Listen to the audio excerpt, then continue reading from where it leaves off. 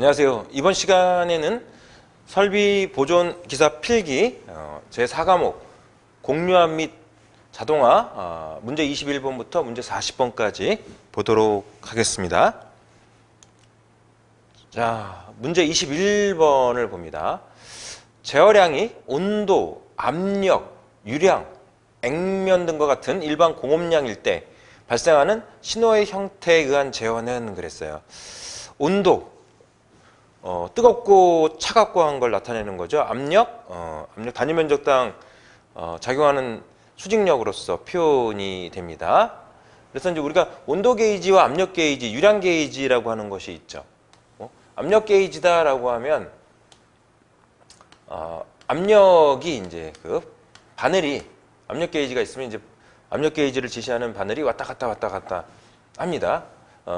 그때 이제 그 바늘이 가리키는 눈금을 이제 읽어내는 이런 방식이라고 볼 수가 있죠. 압력 게이지. 이와 같은 방식, 온도도 마찬가지로 온도 게이지가 있으면 온도 게이지가 나타나는 그 바늘을 읽어내는 이런 방식으로 볼 수가 있는데, 이와 같은 경우는 아날로그 제어 방식이다 이렇게 볼 수가 있겠죠. 그래서 답은 아날로그 제어 방식으로 보는 것이 맞습니다. 뭐 1번의 이진 제어라고 하는 거는 두 가지 신호를 제어한다라는 얘기죠. 예를 들어서 뭐 정지와 제동, 제동과 정지 뭐 이런 신호를 제어한다든가, 아니면 정회전과 역회전, 정회전과 역회전, 우회전, 좌회전, 시계 방향, 반시계 방향 이런 제어를 한다라고 하면 이진 제어에 해당이 된다라고 볼 수가 있을 거고요. 논리 제어라고 하는 거는 어떤 목표값을 두고 그 목표값에 설정된 목표값에 도달했을 때 실행하는 제어 방식 형태가 이제 논리 제어라고 할 수가 있을 거고요. 디지털 제어 같은 경우에는 뭐 교재에 보면 설명이 되어 있습니다만, 뭐 디지털 제어의 장점이다 그러면 아무래도 그 복잡한 형태의 제어를 하기 위해서 알고리즘을 이용하는 이런 형태의 제어를 디지털 제어라고 할 수가 있겠죠. 아날로그 제어라고 하는 건 문제 보기에 주어져 있는 것과 같은 내용을 좀 참고하시고, 뭐 어떤 시간적인 흐름의 연속적인 어떤 시간적인 흐름에 있어서 장단, 크기, 높고 낮음 이런 것들을 제어하기에는 아날로그 제어 방식이 적당하다라고 이제 볼 수가 있습니다. 그래서 21번의 답은 4번으로 보겠습니다. 다음 문제 22번을 봅니다. 일반적으로 압력계에서 표시하는 압력은 그랬어요. 압력 게이지로 읽어내는 압력은요. 압력 게이지로 읽어내는 압력은 게이지 압력이다 이렇게 얘기합니다. 게이지 압력이다. 압력의 표현에는 이제 대기압의 표현이 있고, 게이지 압력의 표현이 있고, 그리고 이제 절대 압력의 표현이 있습니다. 대기 압력이라고 하는 표현은 성층권 내, 지구 성층권 내에 이제 공기가 채워져 있으니까 공기로부터 받는 압력을 우리가 이제 대기압이다 이렇게 얘기를 하고, 그리고 이제 국소 대기압을 기준으로 해서 게이지를 이용해서 측정한 압력을 게이지 압력이다라고 얘기합니다. 국소 대기압보다 높게 측정되는 압력은 우리가 정압, 국소 대기압보다 낮게 측정되는 압력은 부압 또는 진공압 이런 표현을 쓰고 있고, 절대 압력이라고 하는 표현은 이제 완전 진공을 기준으로 해서 표현한 압력이에요. 그래서 대기압 플러스 마이너스 게이지압으로 절대 압력을 표현하고 있는 것이죠. 1번의 압력 강화라고 하는 거는 유체가 흘러감에 있어서 마찰 손실에 의해서 압이 떨어지게 됩니다. 그런 이제 표현을 이제 압력 강화라고 얘기를 할 수가 있고요. 3번의 차등 압력이라고 하는 건 이제 압력차, 압력차의 의미를 갖고 있다라고 볼 수가 있겠죠. 압력계에서 표시되는 압력은 게이지 압력, 국소 대기압을 기준으로 측정하는 압력 이렇게 보면 되겠습니다. 그래서 22번의 답은 4번입니다. 다음 23번을 봅니다. 폐회로 제어에 대한 설명을 옳은 것은 그랬어요. 폐회로 제어는 피드백 신호를 받아서요. 설정값과 목표값을 비교해 가지고 그에 따라 발생되는 오차를 보정해서 그 목표값을 찾아가는 방식의 제어를 페어로 제어다 이렇게 얘기를 할 수가 있는 것이죠. 그래서 1번에 피드백 신호가 없다. 틀렸죠. 피드백 신호가 반드시 필요한 제어 방식입니다. 그 다음에 보기 2번은 이진 신호를 사용한다 그랬습니다. 그렇지 않죠? 설정값과 목표값을 비교해서 차이가 나는 값을 보정해 가는 이런 방식의 제어가 되기 때문에 이진 신호 제어 방식은 아니다 이렇게 봐야지 되겠고요. 그다음 보기 3번은 외람 변수의 변화가 작을 때 사용한다 그랬습니다. 외람 변수의 변화가 많을 때 사용하는 거죠. 그래서 설정값과 목표값, 기준값과 목표값을 비교해서 그 목표값을 자꾸 추구해가는 이런 방식의 제어라고 볼 수가 있어요. 그렇기 때문에 외람 변수의 변화가 작을 때보다는 이제 많을 때 사용한다 이렇게 보는 것이 맞을 거고 4번은 실제값과 기준값 값의 비교 기능이 있다. 그렇죠? 실제값과 그리고 기준값, 목표값과 비교해서 목표값에 한 발 더 다가갈 수 있도록 보정하는 이런 방식의 제어다. 뭐 같은 말을 자꾸 제가 이제 반복해서 이렇게 좀 말씀을 좀 드렸습니다. 그래서 옳은 설명은 4번이다 이렇게 봐야죠. 피드백 신호 사용합니다. 이진 신호로는 이런 이제 비교 기능을 적용시킬 수는 없을 것이다. 그리고 외람 변수의 변화가 많기 때문에 실제값과 기준값을 비교해 가면서 측정된 값을 기준값, 목표값에 다가갈 수 있도록 이제 보정해주는 이런 방식의 기능이다. 제어다 이렇게 볼 수가 있는 것이죠. 4번이 답이고요. 그다음 24번을 봅니다. 공기압 실린더의 설치 형식이 아닌 것은 그랬어요. 공기압 실린더. 이렇게. 예. 요 문제는 이제 공기압 실린더의 설치 형식의 종류 해가지고 기억을 하는 게 나을 것 같아요. 그래서 풋형, 플랜지형, 트러니언형 이런 것들은 공기압 실린더의 설치 형식이다라고 해서 종류로서 기억을 해주시고 3번의 타이로드형이라고 하는 거는 이거는 이제 유압 실린더의 종류입니다. 공기압 실린더의 종류가 아니라 유압 실린더의 종류로 이렇게 봅니다. 그래서 답은 3번으로 봐야 되겠고요. 그 다음 25번을 봅니다. 펌프가 소음을 내는 이유로 적절하지 않은 것은 그랬어요. 펌프가 구동이 되면서 이제 소음이 발생이 되고 그로 인한 이제 진동도 수반이 되는 현상들이 나타나게 되는데요. 이제 펌프에 소음이 일어나는 이유 1번 보니까 유중에 기포가 있다 그랬어요. 기름 중에 기포가 포함되어 있으면 기포가 기름에서 성장을 하고 이게 이제 기름을 박차고 밖으로 튕겨 나옵니다. 기름의 표면에 박차고 밖으로 튀어나오면서 터지게 되죠. 터지면 금속 표면을 펌프 케이싱 표면을 때리게 돼요. 두들기는 소리가 난다는 것이죠. 그렇기 때문에 소음이 발생하는 원인이 됩니다. 그다음 두 번째, 흡입관이 막혀 있는 경우 그랬어요. 펌프 흡입관이 막혀 있으면 유체가 들어오면서 때리겠죠.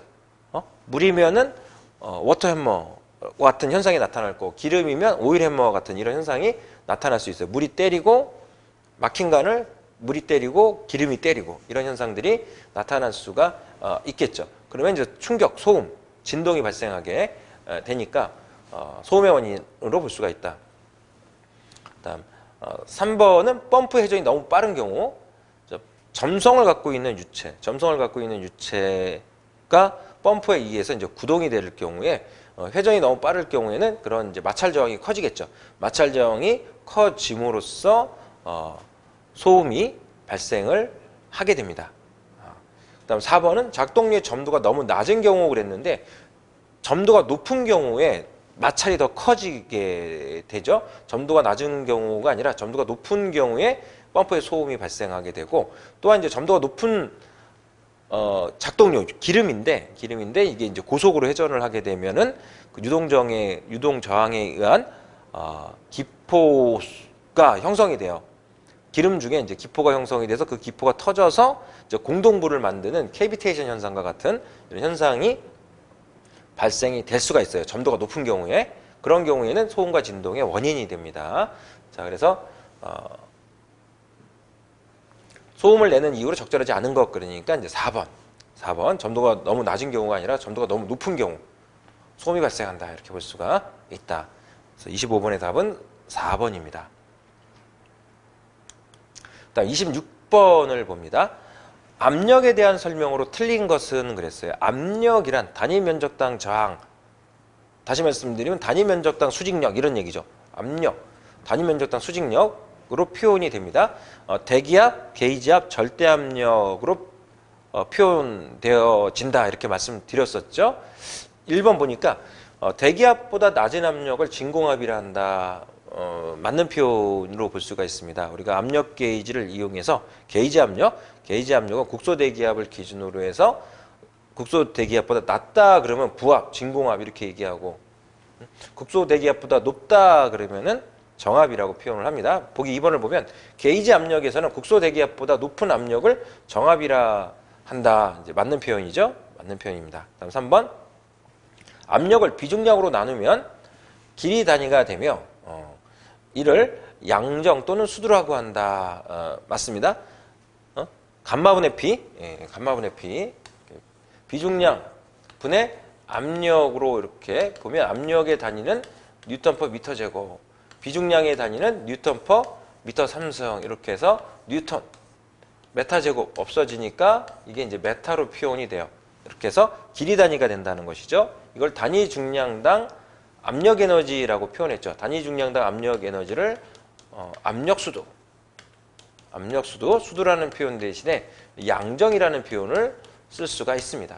이렇게 해서 표현되기 때문에 이제 맞는 표현으로 봐야 되고요. 다음 4번 같은 경우에는 사용 압력을 완전히 진공으로 하고 그 상태를 0으로 하여 측정한 압력을 게이지 압력이라고 한다 그랬어요.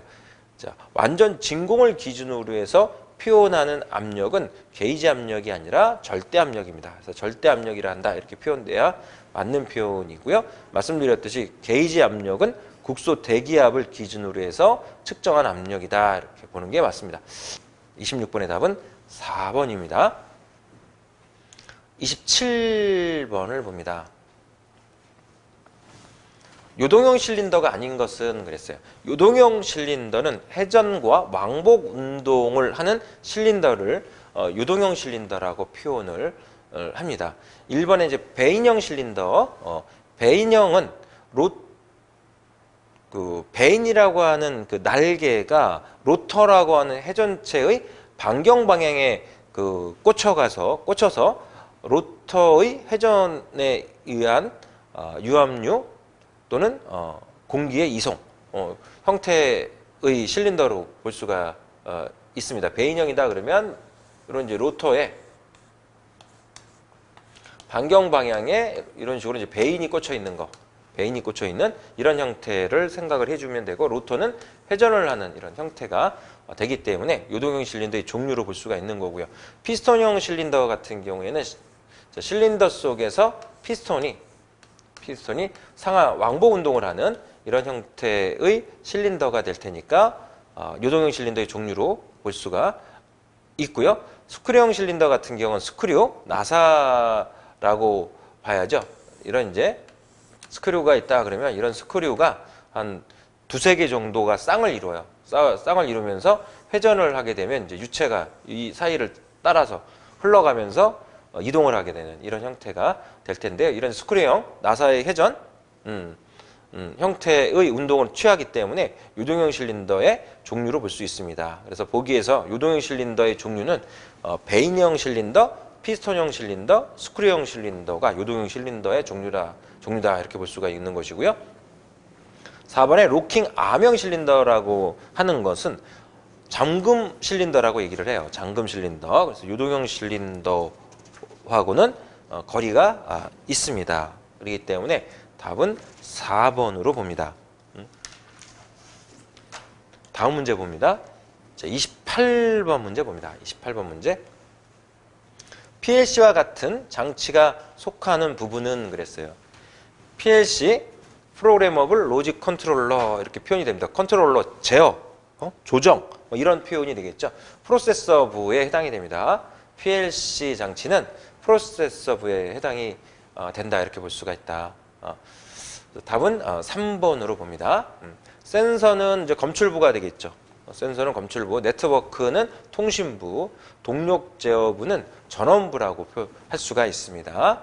다시 말씀드리면 센서는 검출부, 네트워크는 통신부, 프로세서가 이제 PLC 장치에 해당되는 제어부가 되겠죠. 제어부가 되고 동력 제어부는 전원부 이렇게 표현할 수가 있겠다. 3번이 답이 됩니다. 답이 됩니다. 그 다음 29번을 보겠습니다. 29번. 직류 전동기에서 전기자의 권선에 생기는 교류를 직류로 바꾸는 부분의 명칭은 그랬어요. 교류를 직류로 바꾸는 요소는 정류자입니다. 3번 정류자가 답이 되는 것이고요. 직류 전동기의 구성에서 계자, 전기자, 정류자, 타여자 이런 요소로 직류 전동기가 구성이 된다. 이렇게 기억을 해 주시는 것이 좋을 것 같고요.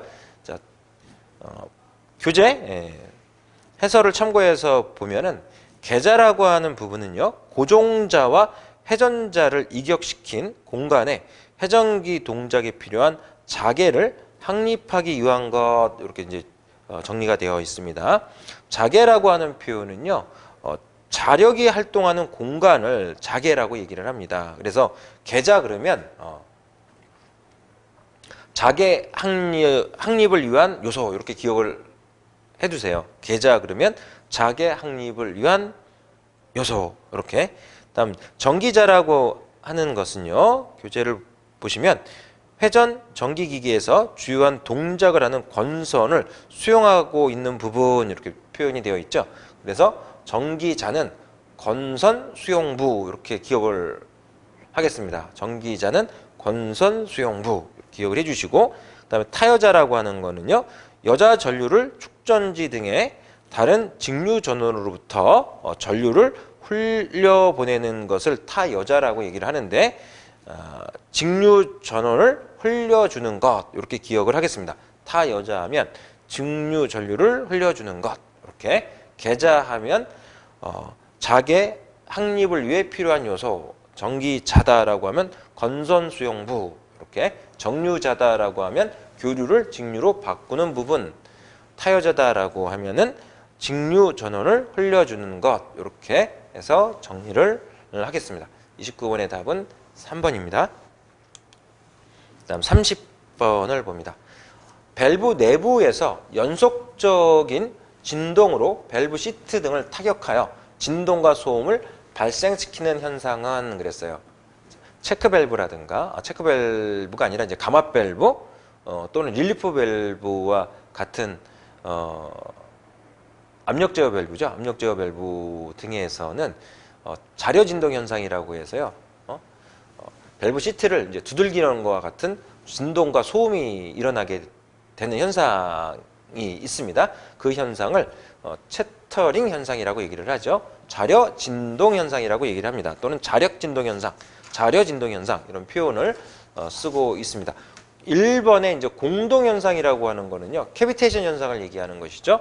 유압류 속에 이제 공기가 녹아 들어가 있다가 저압인데도 불구하고 유압류 속에 공기가 성장을 하면서 거품이 일어요. 기포가 일어나게 되고 그 기포가 유압류를 박차고 터져 나오면서 금속 표면을 두들기게 되고, 그러한 그 공기 입자들이 서로 이제 뭉치게 됩니다. 뭉쳐서 공동부를 만들게 되는 현상, 캐비테이션 현상이고요. 맥동 현상이라고 하는 건 펌프 출구의 압력이 들쑥날쑥 일정하지 않은 이런 상태에서 유압 펌프 토출구에서 터져 나오는 유압류가 일정하게 빠져나오지 않고 이렇게 이제 좀 이제 간헐적으로 이제 많이 나왔다 적게 나왔다 많이 나왔다 적게 나왔다 압력이 높아졌다 낮아졌다 이런 식으로 이제 작동을 하게 되면 충격과 진동이 수반이 되게 돼요. 연속적인 일정한 흐름이 아니라 이제 그 흐름 자체가 이제 불균일하게 압력과 유량이 흘러가게 됨으로써 충격과 진동이 수반이 되는 현상을 이제 맥동 현상이라고 얘기를 합니다. 심할 경우에는 이제 압력 게이지가 깨지고 밸브가 깨지는 이런 경우도 발생할 수가 있는 현상이 됩니다. 다음 4번에 이제 점핑 현상이라고 하는 건 유량 제어 밸브에서 설정해 놓은 압력보다 이제 가도적으로 더 많이 토출되는 그런 현상을 이제 점핑 현상이다라고 얘기를 하는 것이죠. 유량 제어 밸브에서 유량이 가도적으로 설정값을 넘어가는 현상, 이 현상을 점핑 현상이다 이런 표현을 씁니다. 참고하시고요. 다음 문제 봅니다. 31번 문제를 봅니다. 폐회로 제어계에서 설정값과 피드백 변수의 비교 연산 결과 발생하는 값은 그랬어요. 설정값과 피드백 변수의 비교 연산 결과를 발생하는 값 이렇게 표현했죠. 이거는 제어 편차라고 하는 표현입니다.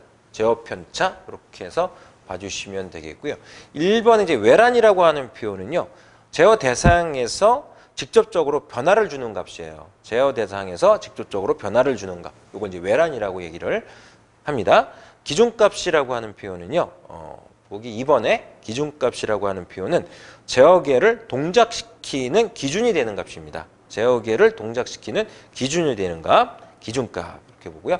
그다음 보기 3번에 목표값이라고 하는 표현은 제어계에서 어떤 목표를 달성하기 위해 외부에서 주는 설정값을 목표값이다라고 얘기를 하는 것이죠. 이렇게 해서 외란, 기준값, 목표값, 제어편차 이런 의미를 좀 파악을 해두겠습니다. 자, 31번의 답은 4번입니다. 다음 32번을 봅니다. 공기 냉각기에 관한 설명으로 틀린 것은 그렇습니다. 애프터쿨러, 공기 냉각기 이렇게 표현이 되어 있는데요. 보기 1번을 보면은 공기 압축기 후단, 에어드라이어 앞단에 설치한다 이렇게 되어 있죠. 자, 맞습니다. 맞는 표현이에요. 공기 압축기로 압축을 하게 되면 공기가 열화가 됩니다. 공기가 열화가 되기 때문에 공기 압축기 후단에 공기 냉각기, 애프터쿨러를 두고서 그 열화된 그 공기를 냉각을 시키는 거죠. 냉각을 시킨 후에 냉각된 공기를 에어드라이어를 통해서 다시 이제 건조를 시키는 그런 작업을 이어서 하게 됩니다. 그래서 공기 압축기, 공기 냉각기, 에어드라이어 이런 순으로 배치가 된다라고 하는 것이죠. 그렇기 때문에 이제 맞는 표현으로 보는 겁니다. 공기 압축기 후단, 에어드라이어 앞단에 설치를 하게 됩니다. 공기 냉각기는. 그다음 2번은 공냉식은 냉각 효과를 높이기 위해 방열판을 설치하며 순냉식에 비해 교환 열량이 크다 이렇게 표현이 되어 있어요. 자, 공기 냉각기에는 공냉식이 있고 순냉식이 있다는 것이죠. 순냉식은 물을 가지고 냉각을 시키는 방식이고 공냉식은 공기를 가지고 냉각을 시키는 방식인데 공기보다는 물이 냉각성이 훨씬 더 좋습니다. 그렇기 때문에 순냉식에 비해 교환 열량이 공냉식이 크다 이렇게 표현해 놨는데 반대죠. 순냉식이 공냉식보다는 열 교환량이 훨씬 더 크다 이렇게 보는 게 맞습니다. 그래서 틀린 것은 2번이 답이 되는 것이죠. 다음 3번 압축기에서 나온 뜨거운 압축 공기를 냉각함으로써 수증기의 약 60% 정도를 제거한다 그랬습니다. 그다음 4번 공냉식을 사용하면 냉각수를 사용하지 않아도 되므로 보수가 쉽고 유지비가 적게 든다. 맞죠? 냉각수 물을 사용하게 되면은 물이 이제 이 압축기 주위를 돌게끔 해줘야 돼요. 물자켓이라고 하는 거. 그리고 물을 순환시켜 줘야 되니까 물을 순환시키는 펌프가 있어야지 됩니다. 자, 그런 것들 물자켓이라든가 뭐 순환 펌프라든가 이런 것들이 없죠. 그런 것들이 없는 상태에서는 이제 유지 관리가 보수가 쉽다 이런 얘기고, 그다음에 돈이 적게 든다 이런 얘기죠. 이렇게 그래서 맞는 표현으로 볼 수가 있겠습니다. 자, 이렇게 해서 32번의 답은 이제 2번으로 보는 것이 맞습니다. 다음 문제 봅니다. 33번 문제를 보겠습니다. 전기의 기본이 되는 전하량의 단위는 그랬어요. 전하량의 단위는 쿨롱입니다. 쿨롱. 그래서 3번이 이제 답이 되는 것이고요. 1번의 주울은요, 에너지의 단위다라고 봅니다. 에너지의 단위고요. 2번의 볼트는 전압의 단위가 되겠죠. 그리고 4번의 암페어는 전류의 단위가 됩니다. 쿨롱이라고 하는 것은요, 1암페어 전류가 1초 동안 흐를 때 이동하는 전하의 양을 플룽이라고 표현을 하고 있습니다. 1A의 전류를 1초 동안 흘려보낼 때의 전하량 1쿨룽 이렇게 이제 정의를 할 수가 있는 것이죠. 답은 3번입니다. 다음 문제 봅니다. 34번 문제입니다. 유압 모터의 종류가 아닌 것은 그랬어요. 유압 모터. 유압 모터는 유체 에너지, 압력 에너지를 기계적 에너지로 변환시키는 액추레이터인데요. 이런 유압 모터의 종류에는 크게 기어 모터, 베인 모터, 그리고 회전형 피스톤 모터 이렇게 해서 대표적인 게 세 가지가 있습니다. 3번의 스크류 모터라고 하는 것은 유압 모터의 종류로 보지는 않습니다. 그래서 답은 3번이 되고요. 유압 펌프도 이와 같은 방식으로 분류할 수 있다 그랬죠. 유압 펌프도 이제 기어 펌프, 베인 펌프, 피스톤 펌프 또는 플런저 펌프 이렇게 이제 분류를 할 수가 있죠. 유압 모터의 종류도 그렇고 유압 펌프의 종류도 분류하는 방식은 비슷합니다. 다음 문제 봅니다. 35번 문제입니다. 이렇게 변압기에 관한 설명으로 틀린 것은 그랬어요. 변압기라고 하는 것은요, 전압을 높이거나 낮추는 장치라고 볼 수가 있죠. 변압기는 설명을 틀린 것입니다. 1번 변압기는 전압과 전류를 바꾸고 있지만 유도 저항에 비례한다 이렇게 되어 있습니다. 유도 저항의 제곱에 비례해요. 유도 저항 제곱에 비례한다라고 표현하는 게 맞습니다. 변압기는 전압에 비례하고 전류에 반비례하고 저항의 제곱에 비례합니다. 그래서 1번이 틀렸고요. 그다음 2번은 전격 2차 전압의 건수비를 곱한 것을 전격 1차 전압이라고 한다. 전격 1차 전압이란 기억해 두셔야 될 필요가 있겠죠. 전격 1차 전압이란 전격 2차 전압의 건수비를 곱한 것. 이렇게. 그다음 3번 변압기는 전압과 전류를 바꾸고 있지만 전력으로서는 바뀌지 않는다. 이렇게 표현이 되어 있습니다. 전압과 전류를 바꾸고요. 전압을 전류로, 전류를 전압으로 이런 게 전력으로 바뀌지는 않는다. 그다음 4번 입력에 대한 출력량의 비를 변압기 효율이라 하며 그랬어요. 변압기 효율이란 입력에 대한 출력량, 효율의 기본 정의죠. 어떤 장치의 효율이든 간에 기본적인 정의는 입력분의 출력입니다. 입력분의 출력. 그렇게 보는 게 맞고요. 출력이 클수록 효율이 좋다. 맞죠? 출력과 효율은 비례 관계에 있습니다. 입력분의 출력이기 때문에 출력이 증가하면 효율이 증가하죠. 비례 관계에 있어요. 그래서 맞는 표현입니다. 오케이. 35번의 답은 1번입니다. 다음 문제 봅니다. 36번 문제 봅니다.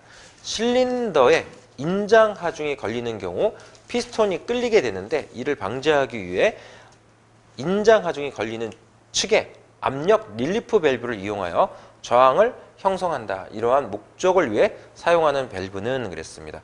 1번 안전 밸브, 2번 브레이크 밸브, 3번 시퀀스 밸브, 4번 카운터 밸런스 밸브 설명이 되어 있습니다. 안전 밸브는 표현 그대로 밸브의 안전을 위해 사용하는, 다시 말씀드리면 유압류 또는 이제 공기가 흘러갈 경우에 이제 과도한 압력이 형성이 됐을 경우에 그 과도한 압력으로 인해 배관이 깨질 수가 있어요. 이런 경우에 압을 조절하는 용도로 이제 안전 밸브를 사용하는 것이죠. 자, 대표적인 게 이제 릴리프 밸브예요. 릴리프 밸브라고 하는 것이 있어요. 유압 펌프가 있으면 유압 펌프에서 압력이 토출이 될 때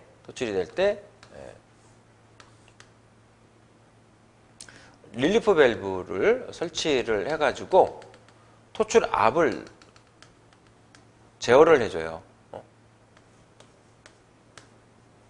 이렇게 이제 릴리프 밸브의 유압 기호입니다. 유압 펌프에서 토출되는 압력이 이 릴리프 밸브로 이제 설정을 해놓는 거예요. 그래서 릴리프 밸브로 설정한 압력 이상, 최고 압력 이상 토출되지 못하게끔. 만약에 토출이 되면은 이제 이 릴리프 밸브가 이제 작동하게 되죠. 유압류가 펌프에서 토출돼서 릴리프 밸브로 안으로 들어오면 통과를 못해요. 클로즈 상태이기 때문에. 예, 그런데 여기 이제 안내 갈로가 붙어 있어요. 파일럿 갈로라고 합니다. 이 안내 갈로를 통해서 유압류가 돌아 들어와요. 돌아 들어왔을 때 이 안에 스풀이라고 하는 요소가 있고, 이 스풀이 밸브와 입구와 출구를 막고 있어요. 이 스풀은 스프링으로 지지를 받고 있습니다. 이 내부로 흘러 들어온 유압류의 압력이 스프링의 지지력보다 그 큰 힘을 발휘할 경우에는 스풀을 좌에서 우로 밀어버려요. 그러면 밸브의 입구와 출구가 오픈이 되죠. 이때 걸리는 압력을 크래킹 프레셔라고 얘기를 합니다. 크래킹 프레셔라고 하는 압력이 이 스풀을 여는 거죠. 스풀을 여는 거야. 스풀을 밀어서 오픈시키는 압력을 크래킹 프레셔라고 얘기를 합니다. 그러면은 통과하게 돼요. 일종의 이런 릴리프 밸브가 이제 안전 밸브의 역할을 한다라고 볼 수가 있다는 것이죠. 이렇게 펌프의 최고 설정 압력을 제어하는 밸브가 릴리프 밸브라고 볼 수가 있는 것이고요. 이번에 이제 브레이크 밸브, 브레이크라고 하는 거는 속도를 줄이거나 정지를 시키고자 하는 밸브죠. 어떤 목적에서 유압류의 흐름 그리고 실린더의 작동을 정지하고자 할 경우에 이제 브레이크 밸브를 사용해서 정지를 시켜주는 용도라고 봐야 되고요. 3번의 시퀀스 밸브 같은 경우에는 2개 이상의 유압 실린더를 또는 공합 실린더를 순차적으로 제어하기 위해서 사용하는 밸브가 시퀀스 밸브입니다. 그래서 순차적 제어 목적에서 사용하는 압력 제어 밸브, 이게 이제 시퀀스 밸브가 되는 것이고요. 카운터 밸런스 밸브 같은 경우에는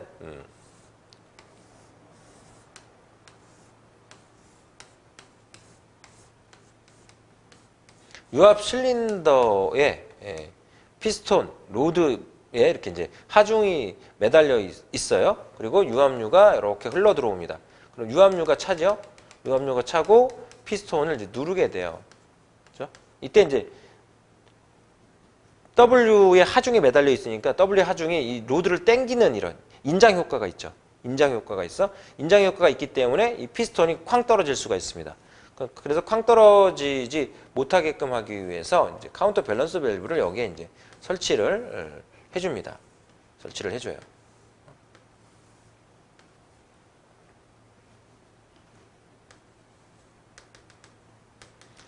안내 갈로를 붙여 놓고요. 붙여놓고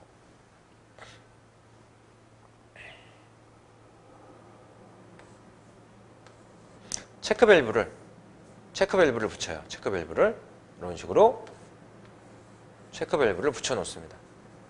체크 밸브를 붙여놔요. 이런 식으로. 그래서 이 릴리프 밸브와 같은 이런 이제 이런 형태가 붙어 있고요. 붙어 있고 그리고 이제 여기 이제 체크 밸브가 붙어 있는 형태가 됩니다. 그래서 이렇게 이제 지금 클로즈된 상태이기 때문에 이 상태에서 뒤쪽에 채워져 있는 유압류들이 빠져나올 때 이 카운터 밸런스 밸브를 통과할 수가 없어요. 위로 이쪽으로 돌아가서 흘러가려고 할 때 체크 밸브가 막고 있습니다. 체크 밸브가 막고 있기 때문에 통과할 수가 없죠. 그렇기 때문에 이제 밑에 안내 갈로를 통해서 이렇게 밸브 안으로 유체가 들어오게 돼요. 유체가 들어오게 돼. 스풀을 밑에다가 이렇게 그려놔야 되겠네요. 스풀을 밑에다가 이렇게 그려놓고요. 그래서 이제 이 스풀을 이제 밀어 올리는 거죠. 압이 채워지고 스풀을 밀어 올려서 오픈을 시켜주면 유체가 빠져나가요. 이렇게 유체가 빠져나가면은 서서히 이 피스톤이 W가 당기고 있다 하더라도 이게 이제 오픈이 되지 않는 이상은 이제 끌려 내려오지를 못하죠. 위에 이제 누르고 있고 밑에서 끌고 있고 인장을 하고 있고 이런 상태에서 유압류가 빠져나가지를 못하니까 얘가 이제 일시적으로 이제 정지 상태에 있다가 얘가 이제 오픈이 되면 서서히 내려오게 돼요. 이런 걸 그래서 이 피스톤이 급락하는 거를 방지하기 위한 이런 이제 그 압력 제어 밸브가 카운터 밸런스 밸브입니다. 그래서 카운터 밸런스 밸브는 배압을 유지시키고 급격히 이 배압이 제거되지 않도록 하기 위한 자윤활화를 이제 자유낙하, 이 자중낙하죠. 자중낙하가 일어나지 않도록 제어하는 이런 이제 압력 제어 밸브가 카운터 밸런스 밸브다 이렇게 볼 수가 있습니다. 자, 그래서 이제 36번 같은 경우에는 이 4번이 답이라고 볼 수가 있다는 것이죠. 카운터 밸런스 밸브는 실린더에 인장하중이 걸리는 경우 피스톤이 끌리게 되는데 이를 방지하기 위해 인장하중이 걸리는 측에 압력 제어, 압력 릴리프 밸브를 이용하여 저항을 형성하게끔 통과하지 못하게끔 이제 이런 이제 압력을 형성하게 해서 얘가 급낙하해서 끌려 내려오지 못하게끔 해놓는다라고 하는 것이죠. 자, 그래서 4번 카운터 밸런스 밸브 4번을 답으로 봅니다. 그래서 다음 문제 봅니다. 37번 문제 봅니다. 자, 곱고 긴 유압 배관의 유동에 의한 압력 손실 수들을 구하는 식은 그랬어요. 직관, 곱고 긴 유압 배관이니까 직관이죠, 직관. 직관이면서 이제 원형간에 유체가 흘러갈 때 압력 손실 수들을 구하는 표현식을 달시-바이스바 방정식이라고 얘기를 합니다. 그래서 달시-바이스바 방정식은 손실수도 HL은 감마찰 계수 곱하기 D분의 L 곱하기 2지분의 V제곱으로 표현되는 식입니다. 그래서 F는 감마찰 계수, 스몰 d는 관의 직경, L은 관의 길이, V는 간 속으로 흘러가는 유체의 평균 속도를 의미하는 겁니다. 이렇게 해서 손실수를 계산할 수가 있어요. 직원간에서 손실수를 구하는 단 이때 흘러가는 유체는 비합성 유체, 기름이라든가 물이라든가 이런 비합성 유체가 흘러갈 때 손실수를 구할 수 있는 표현식입니다. 그게 이제 달시-바이스바 식이 되는 것이고요. 1번에 연속방정식이라고 하는 건 질량 보존의 법칙을 만족하는 표현식이 됩니다. 유체 흐름에 질량 보존 법칙을 적용시켜서 만들어낸 식이 연속방정식이 되는 것이죠. 그래서 단위시간당 질량, 단위시간당 질량이라고 해서 밀도 곱하기 유동단면적 곱하기 유속이 일정한 흐름을 표현하고자 하는 식이 연속방정식이라고 얘기를 하고요. 이 프란틀식이라고 하는 거는 유체 흐름이 좀 어지러운 이런 흐름, 난류 흐름이라고 할 수도 있는데 이제 이런 이제 어지러운 이런 흐름에서 점성도와 열 확산도의 비를 나타낸 것이 프란틀식입니다. 점성도와 열 확산도의 비, 프란틀식. 자, 이렇게 표현할 수가 있고요. 그 다음에 3번에 이제 블라시우스식이라고 하는 거는 난류 흐름에서 그 간으로 유체가 흘러갈 때 어지럽게 흘러갈 때 난류 흐름이라고 얘기하는 이런 어지러운 이런 흐름에서 이 감마찰 계수를 표현해 놓을 수 있는 실험식, 경험식을 블라시우스식이다라고 얘기를 합니다. 난류 흐름에서 손실을 표현하기 위한 감마찰 계수를 알 수 있는 표현식, 뭐 이렇게 표현할 수 있을 것 같아요. 블라시우스식은. 자, 그래서 지금 이제 37번의 답은 이제 4번 달시-바이스바 방정식, 달시-바이스바 방정식 이게 답이 됩니다. 예? 다음 문제 봅니다. 38번을 보죠. 이렇게. 공유압 기기에 관한 설명이 틀린 것은 그랬어요. 공유압 장치. 예. 이렇게 공기와 유압, 공기와 기름에 관한 그런 특성 이런 것들을 가지고 답을 찾아내면 될 것 같은데 여기서 이제 기기라고 했군요. 장치. 예. 1번 이제 감압 밸브가 있네요. 감압 밸브는 리듀싱 밸브라고도 표현을 합니다. 압력을 감소시키는 항상 오픈되어 있는 밸브가 되죠. 압력 제어 밸브의 종류입니다. 그래서 2차 측 압력을 일정하게 한다. 맞는 표현으로 볼 수가 있죠. 유압 펌프, 공압 펌프로부터 토출된 압력보다 공압 실린더 또는 유압 실린더 쪽으로 흘러 들어가는 압력이 낮을 경우에 이제 압력을 다운시켜서 일정한 다운된 압력으로 유체를 계속해서 보낼 수 있는 압력 제어 밸브가 이제 감압 밸브가 되는 것이죠. 감압 밸브, 리듀싱 밸브로 표현이 됩니다. 다음 2번 셔틀 밸브, 안전장치, 검사 기능, 연동 제어에 사용된다 이렇게 되어 있는데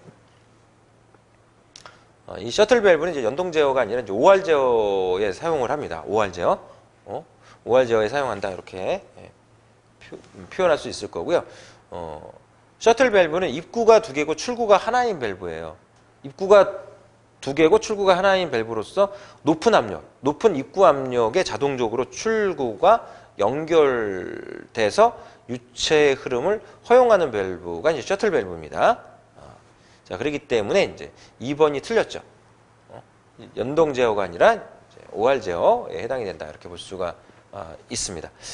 자, 그다음 3번 압력 스위치. 압력 스위치는 공압이라든가 유압, 그 설정 압력을 정해 놓고요.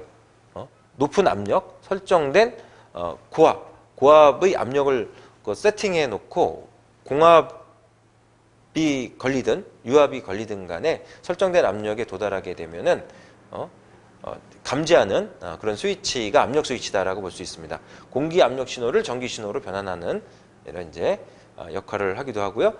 4번 시퀀스 밸브. 시퀀스 밸브는 말씀드린 대로 이제 여러 개의 그 액추레이터 작동기를 순차적으로 작동 순서에 맞춰서 순차적으로 작동하도록 하는 압력 제어 밸브의 종류가 시퀀스 밸브입니다. 액추레이터의 동작을 정해진 순서에 따라 작동시킬 수 있는 압력 제어 밸브, 시퀀스 밸브. 자, 이렇게 해서 봅니다. 38번의 답은 2번으로 봅니다. 다음 39번. 변압기유의 요구 사용으로 옳은 것은 그랬어요. 변압기유, 일종의 뭐 기름이다라고 볼 수가 있죠. 기름의 종류로 볼 수가 있습니다. 자, 옳은 것. 1번, 산화가 잘 될 것 그랬어요. 기름이 변압기유가 공기와 이제 혼합이 되면 공기 속에 산소와 결합이 됐을 경우에는 산화 현상에 의한 산화 물질을 만들어내게 되면은 불순물들이 증가하게 돼요. 그러면 변압기유의 그런 이제 성질을 잃게 될 수가 있는 것이죠. 불순물이 있으면 아무래도 이제 그 사용상에 이제 문제가 될 수 있다 이렇게 봐야 되겠고, 그다음 절연 내력이 작을 걸 그랬어요. 절연 내력이 커야 되겠죠. 변압기유는 이제 전기와의 어떤 통전 이런 것들이 원활하게 이루어지면 안 됩니다. 그래서 절연성이 높아야지 돼요. 그래서 절연 내력이 클 것 이렇게 보는 게 맞겠다. 3번은 점도가 낮고 비열이 클 것 그랬습니다. 점도가 높은 것이 좋죠. 점도가 높은 것이 좋습니다. 점도가 높아야 되겠고, 비열이 커야 이제 냉각 효과는 좀 좋겠죠. 그래서 이제 비열은 큰다라고.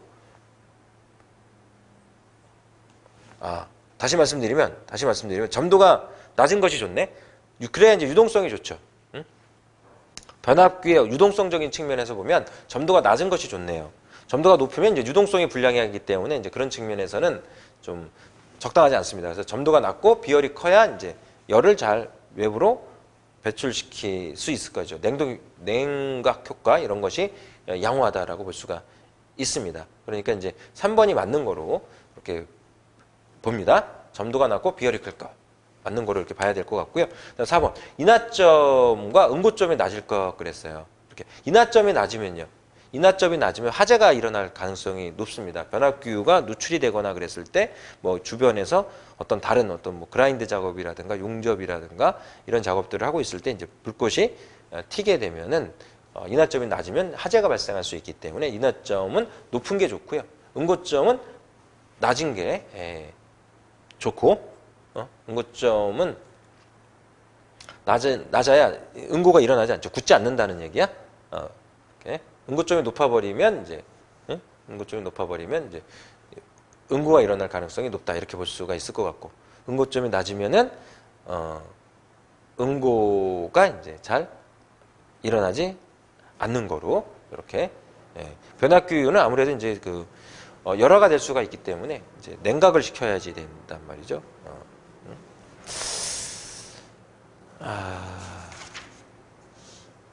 응고점이 낮은 게 이제 좋다 이렇게 볼 수가 있고, 인하점은 높은 게 좋다 이렇게 봐야지 될 것 같고.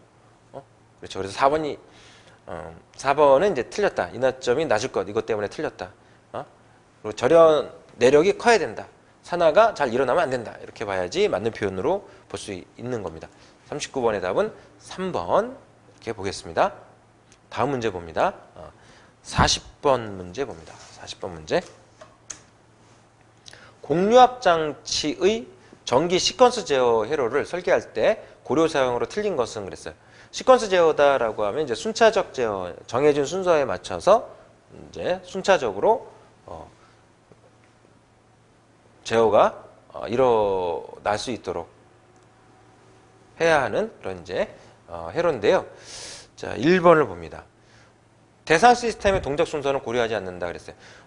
동작 순서를 고려해야죠. 순서에 맞춰서 이제 제어를 해야 되기 때문에 대상 시스템의 동작 순서를 고려해야지 시퀀스 제어 회로가 설계가 됩니다.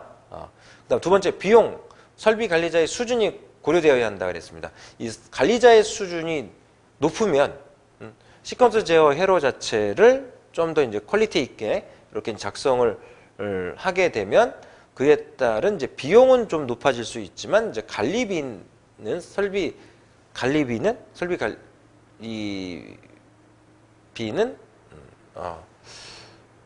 저 비용이니까 이제 그 좀 높아질 수 있겠네요. 그러니까 이제 설비 관리자의 수준이 낮으면 좀 제어 회로를 조금 이제 그 수준에 맞춰서 이렇게 작성을 해야지 되잖아요. 그죠? 그렇게 되면은 좀 이제 러프하게 이렇게 작성이 되면 이제 비용이 좀 덜 들어갈 수도 있고, 자, 그런 얘기로 보여져요. 그다음 3번은 설계 전 충분히 대상 시스템을 파악해야 한다. 맞는 거죠. 설계 전 제어하고자 하는 대상을 충분히 파악을 하고 대상 시스템의 동작 순서를 결정하고, 4번 설계 절차에 따라 순차적으로 진행되어야 한다. 맞죠? 시퀀스 제어니까. 순차적 제어입니다. 순차적 제어. 이게 맞는 거니까 1번이 틀렸죠? 대상 시스템의 동작 순서를 고려하지 않는다. 표현이 틀렸다. 이렇게 볼 수가 있습니다. 자, 이렇게 해서 40번 문제까지 같이 이번 시간에 살펴봤습니다. 자, 이렇게 해서 이제 40번까지 좀 보고요. 다음 시간에는 41번부터 60번까지 같이 풀어보도록 하겠습니다. 이번 시간은 여기까지 보도록 하죠. 수고했습니다.